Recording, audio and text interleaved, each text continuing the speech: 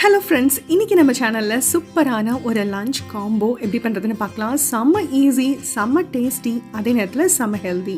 இது தாளிச்ச பருப்பு, செம்ம ஈஸியாக தாளிச்ச பருப்பு எப்படி செய்கிறதுன்னு பார்க்கலாம். அதே நேரத்தில் ஃபிஷ் ஃப்ரை. இப்போ இந்த ஃபிஷ் ஃப்ரைக்கு பார்த்தீங்க அப்படின்னா நான் காட் ஃபிஷ் எடுத்திருக்கேன். அதாவது நம்ம God liver tablets, God liver oil தயாரிப்பாங்க இல்லையா, அந்த ஃபிஷ்ஷு. இது இந்த சதையாக கட் பண்ணி ஹரியாலி கட் பண்ணியிருக்காங்க. நீங்கள் என்ன ஃபிஷ் வேணாலும் நீங்கள் உங்கள் ஃபிஷ் ஃப்ரை காம்போவுக்கு சூஸ் பண்ணிக்கோங்க.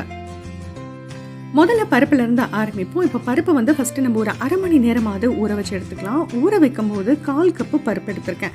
அந்த 1/4 கப்பையும் துவரம் பருப்பு 2 table spoon, masoor dal 2 table spoon எடுத்திருக்கேன். மசூர் தால் ஆரஞ்சு கலரில் ஒரு தால் இருக்கும், ரொம்ப ரொம்ப ஹெல்தி. ஸோ இந்த மாதிரி நம்ம பப்பு வைக்கும் போது மசூர் தால் சேர்த்து பண்ணுங்கள். நல்ல அந்த குழப்பான நல்ல ஒரு கன்சிஸ்டன்சியும் நமக்கு கிடைக்கும், செம ஹெல்த்தியும் கூட. அலசிட்டு ஒரு கப் தண்ணி சேர்த்துட்டு அது கூட சேர்த்து ஒரு 1/4 டீஸ்பூன் ஜீரகம், அப்புறம் ஒரு 1/4 டீஸ்பூன் அளவுக்கு மஞ்சள் தூள், ஒரு டீஸ்பூன் எண்ணெய், ரொம்ப பொங்கி வெளியில் வராது, அதுக்கப்புறமேட்டு ஒரு பல்லு பூண்டு, இதெல்லாம் சேர்த்து ஊற வச்சிடலாம். நல்லா ஊறி ஒரு அரை மணி நேரம் ஊறட்டும். அதுக்கப்புறமேட்டு 4லேருந்து 5 விசில் மீடியம் ஃப்ளேமில் கொடுத்து வேக வச்சு எடுத்துக்கலாம். ப்ரெஷர் ரிலீஸ் ஆனதுக்கப்புறமேட்டு நல்ல சூட்டோட ஒரு மேஷர் வச்சு இதை நல்லா குழைவாக மேஷ் பண்ணி கொடுத்துக்கலாம். அவ்வளவே தான் ஃபஸ்ட்டு ஸ்டெப் முடிஞ்சிச்சு. இப்போ நம்ம இதுக்கு தாளிக்கிறதுக்கு தேவையான மற்ற இன்க்ரீடியன்ஸ் பார்த்தோம்னா, ஒரு சின்ன பெரிய வெங்காயம் எடுத்திருக்கேன், அப்புறம் ஒரு நல்ல குண்டு பெரிய தக்காளி எடுத்திருக்கேன், பெங்களூர் தக்காளி எடுத்துக்கலாம், அப்புறம் ஒரு 2 பல்லு பூண்டு ஒன்னொன்னையும் இந்த மாதிரி 2ஆக கட் பண்ணி வச்சுருக்கேன். இப்போ ஒரு அகலமான பாத்திரம் எடுத்துக்கலாம். இதில் தான் நம்ம ஃபுல்லாக தாளிச்சு எடுக்க போகிறோம். இதில் நம்ம தாளிதத்தை ஃபஸ்ட்டே சேர்த்துடலாம், ரொம்ப ஈஸியாக முடிஞ்சிடும். இந்த தடுக்கான்னு சொல்கிறோம் இல்லையா தாளிதம், இதை கடைசியில் போட தேவையில்லை, ஃபஸ்ட்டே நம்ம சேர்த்துடலாம். இதில் நான் 2 டேபிள் ஸ்பூன் அளவுக்கு இப்போ நான் நெய் சேர்த்துருக்கேன். ரொம்ப வாசமாக செம்மையாக இருக்கும். யாராவது கெஸ்ட்டெல்லாம் வந்தாங்கன்னா அப்படி பண்ணலாம். இல்லைனா 1 டேபிள் ஸ்பூன் எண்ணெய், 1 டேபிள் ஸ்பூன் நெய் சேர்த்துக்கோங்க. இந்த தாளிதத்துக்கு பார்த்தீங்க அப்படின்னா நான் 1/4 டீஸ்பூன் கடுகு சேர்த்துருக்கேன். அதுக்கப்புறமேட்டு கருஞ்சீரகம், காலா ஜீரா, கலோஞ்சி கிடையாது, நீளமாக கருப்பு ஜீரகம் இருக்கும், அதை ஒரு துளி பிஞ்சு சேர்த்துருக்கேன். பருப்பெல்லாம் செய்யும் போது அது போட்டு செஞ்சிங்கன்னா வாசமாகவும் இருக்கும், டைஜஷன் சூப்பராக இருக்கும். அதுக்கப்புறம் ஒரு 1/4 டீஸ்பூன் நம்ம சாதாரண ஜீரகம் சேர்த்துருக்கேன்.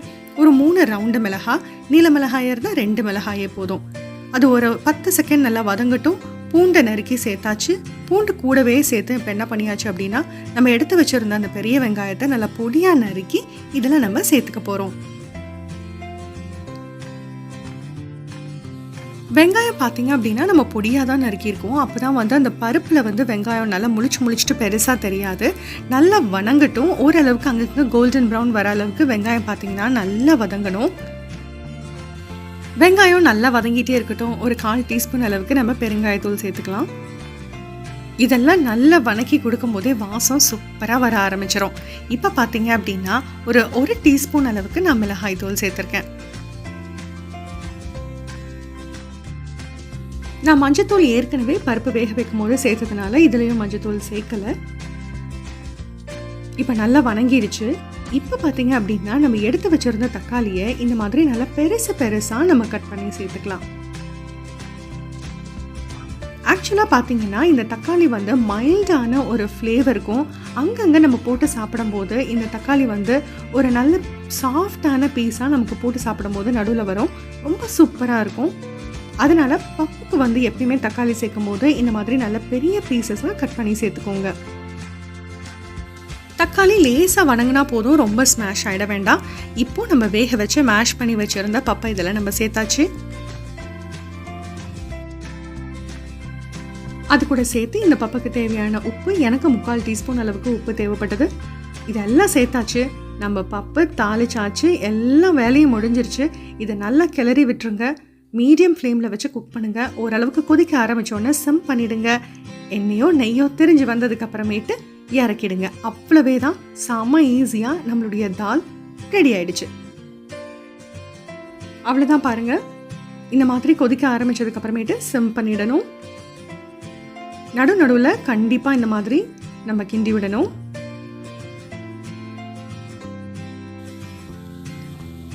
இப்போ இந்த தால் பார்த்தீங்கன்னா ஆல்மோஸ்ட் சூப்பரான கன்சிஸ்டன்சிக்கு வந்துருச்சு. இன்னும் கொஞ்சம் நேரம் தான், சிம்மிலே இருக்கட்டும். இப்போ நம்ம ஃபிஷ்ஷுக்கு மேரினேஷன் எப்படின்னு பார்க்கலாம். பருப்பு அந்த பக்கம் தாளித்து விட்டுட்டே நம்ம கழுவி ஸ்ட்ரெயின் பண்ணி வச்சுருந்த இந்த ஃபிஷ்ஷை எடுத்துகிட்டு நம்ம மேரினேட் பண்ணி வச்சிடலாம். பருப்பு கொதிக்கிற நேரத்துக்கு இதுவும் நல்லா ஊறும். 2 டேபிள் ஸ்பூன் அளவுக்கு இதில் மிளகாய் தூள் சேர்த்துருக்கேன். ஒரு 1/4 டீஸ்பூன் அளவுக்கு நம்ம என்ன சேர்க்கணும் அப்படின்னா மஞ்சத்தூள் சேர்க்கணும் கண்டிப்பாக. இது நான் க்ளீன் பண்ணும்போது இன்றைக்கி லெமன் மட்டும் தான் போட்டு க்ளீன் பண்ணியிருந்தேன். அப்போ தான் வந்து வீடியோவில் நல்லா அந்த ஒயிட் கார்ட் வந்து நல்லா தெரியுன்றதுக்காக.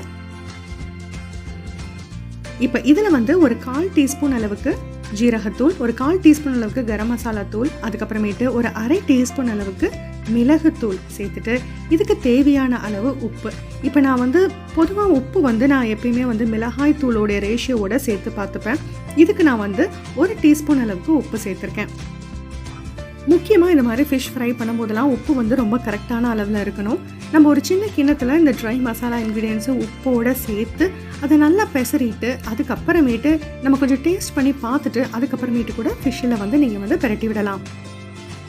தண்ணி எதுவுமே சேர்க்காம ஒரு 1/2 டீஸ்பூன் அளவுக்கு லெமன் ஜூஸ் மட்டும் சேர்த்து நல்லா இந்த மாதிரி பெசரி வச்சு மூடி போட்டாச்சுங்க. வேறு எந்த பொடியும் இப்போ நம்ம சேர்க்கலை. இப்போ பாருங்கள், நம்மளுடைய பருப்பு வந்து ரெடி ஆயிடுச்சு. கொத்தமல்லி தழை தூவி இதை நல்லா கார்னிஷ் பண்ணிடலாம். கொத்தமல்லி தழை தூவின உடனேயுமே நம்ம வந்து ஃப்ளேமை ஸ்விட்ச் ஆஃப் பண்ணிவிட்டு இந்த மாதிரி இலையை வந்து நல்லா வந்து அந்த பப்பில் வந்து சோக் பண்ணி விட்டுடலாம். இப்போது தால் ரெடி ஆயிடுச்சு. இப்போ நம்ம என்ன பண்ண போகிறோம் அப்படின்னா நம்ம ஃபிஷ் எல்லாம் ஃப்ரை பண்ண ஆரம்பிக்க போகிறோம்.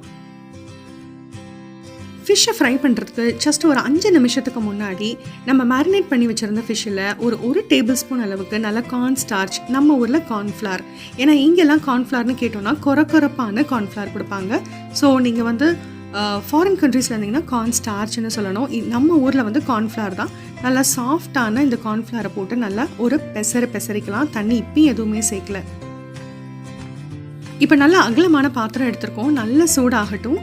இது பார்த்தீங்க அப்படின்னா ஷாலோ ஃப்ரை தான் நம்ம பண்ணி எடுக்க போகிறோம். இந்த மாதிரி கார்ன்ஃப்ளவர் வந்து வறுக்கிறதுக்கு கொஞ்சம் நேரத்துக்கு முன்னாடி ஒரு 5 நிமிஷம் முன்னாடி சேர்த்தா போதும். முன்னாடியே சேர்த்துட்டிங்க அப்படின்னா இந்த மசாலாலாம் வந்து ஃபிஷ்ஷில் வந்து நமக்கு சோறாது.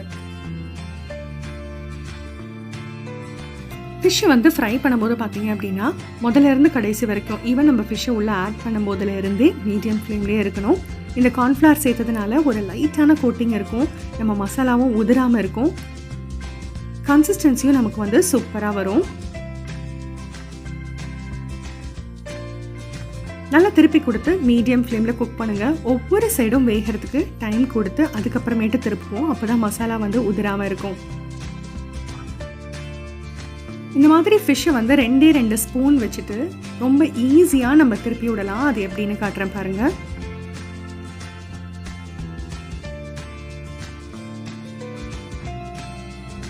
நல்ல மொத்தமான பீசஸை நடுவில் போட்டுருங்க. தின்னான பீசஸை சைடில் போட்டுருங்க.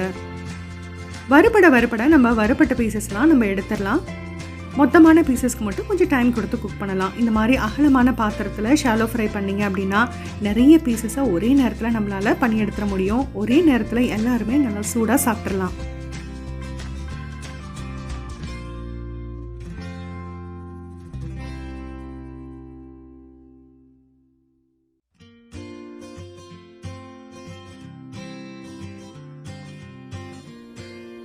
ஓகே, இப்போ வந்து சைடில் இருந்த பீசஸ் எல்லாம் ஓரளவுக்கு நல்லா குக் ஆகிடுச்சு. முன்னாடி பின்னாடி திருப்பி விட்டு நல்லா வேக வச்சாச்சு. கலரும் நல்லா வந்துருச்சு. இப்போ நான் அதை வந்து பேப்பர் டவலுக்கு மாற்றுறேன். நடுவில் இருக்க ஃபிஷ் எல்லாம் பாருங்கள், பெரிய பெரிய பீஸாக இருந்ததுனால எல்லா பக்கமும் வேகணுன்றதுக்காக திருப்பி விட்டுருக்கேன்.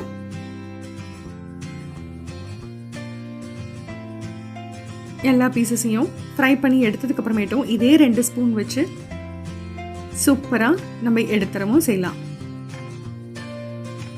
அவ்வளோதான், செம்ம ஈஸியாக பாருங்கள். ஒரு லைட்டான கோட்டிங்கோட எவ்வளோ அழகாக கோல்டனாக ஃபிஷ் ஃப்ரை பண்ணி எடுத்தாச்சு. ஃபுல்லாகவே மீடியம் ஃப்ளேமில் வச்சு குக் பண்ணதுனால உள்ளேயும் வெளியிலையும் எல்லாமே பதமாக வெந்திருக்கு.